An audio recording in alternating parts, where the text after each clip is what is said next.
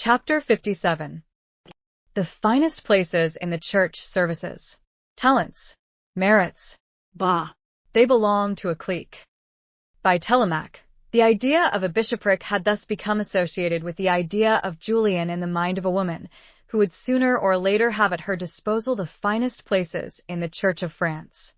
This idea had not struck Julien at all. At the present time his thoughts were strictly limited to his actual unhappiness. Everything tended to intensify it. The sight of his room, for instance, had become unbearable. When he came back in the evening with his candle, each piece of furniture and each little ornament seemed to become articulate and to announce harshly some new phase of his unhappiness. "I have a hard task before me today," he said to himself as he came in with a vivacity which he had not experienced for a long time. "Let us hope that the second letter will be as boring as the first." It was more so. What he was copying seemed so absurd that he finished up by transcribing it line for line without thinking of the sense. "It is even more bombastic," he said to himself, "than those official documents of the Treaty of Munster which my professor of diplomacy made me copy out at London."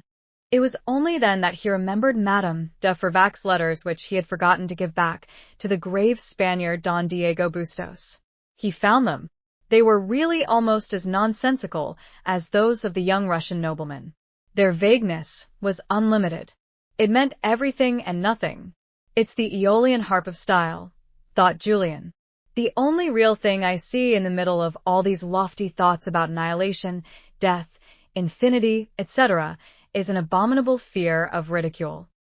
The monologue which we have just condensed was repeated for 15 days on end. Falling off to sleep as he copied out a sort of commentary on the Apocalypse, going with a melancholy expression to deliver it the following day, taking his horse back to the stable in the hope of catching sight of Mathilde's dress, working, going in the evening to the opera on those evenings when Madame de Fervacques did not come to the Hôtel de la Mole. Such were the monotonous events in Julien's life.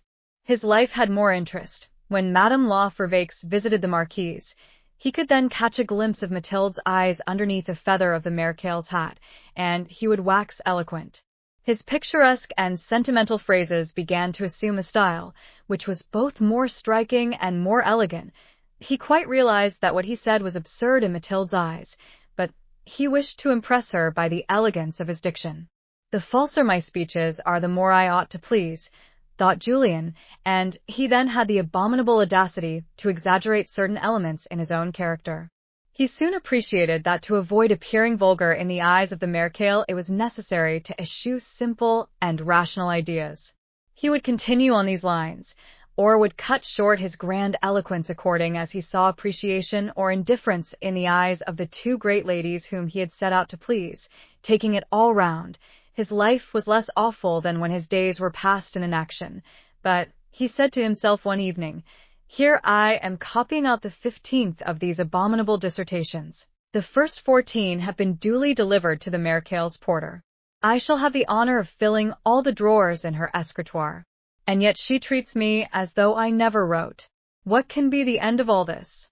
Will my constancy bore her as much as it does me?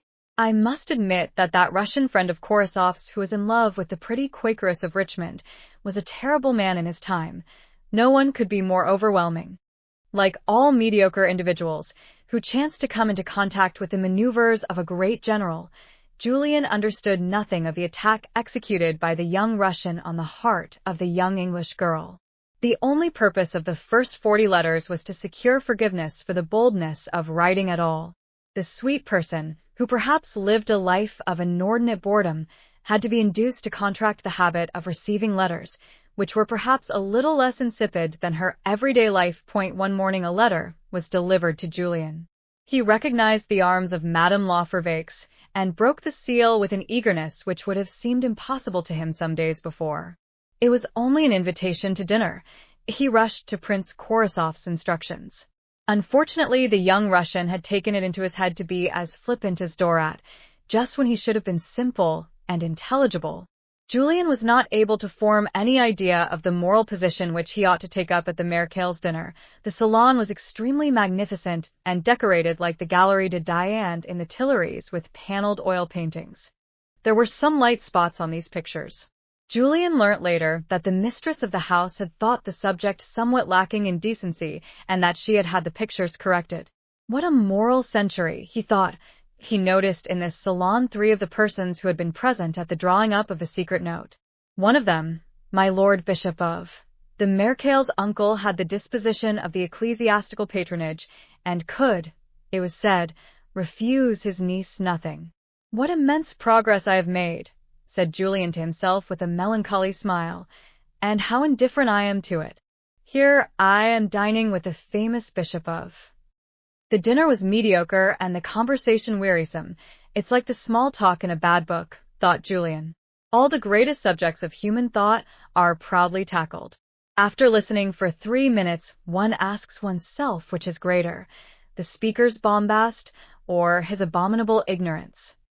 The reader has doubtless forgotten the little man of letters named Tanbeau, who was the nephew of the academician and intended to be professor, who seemed entrusted with the task of poisoning the salon of the Hôtel de la Mole with his base calumnies. It was this little man who gave Julien the first inkling that though Madame de Fervaques did not answer, she might quite well take an indulgent view of the sentiment which dictated them. Tanbeau's sinister soul was lacerated by the thought of Julien's success. But since, on the other hand, a man of merit cannot be in 2 places at the same time any more than a fool, said the future professor to himself, if Sorel becomes the lover of the sublime Mercale, she will obtain some lucrative position for him in the church, and I shall be rid of him in the Hôtel de la Mole.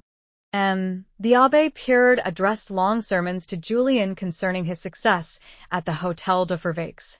There was a sectarian jealousy between the austere Jansenist and the salon of the virtuous Mercale which was Jesuitical, reactionary, and monarchical.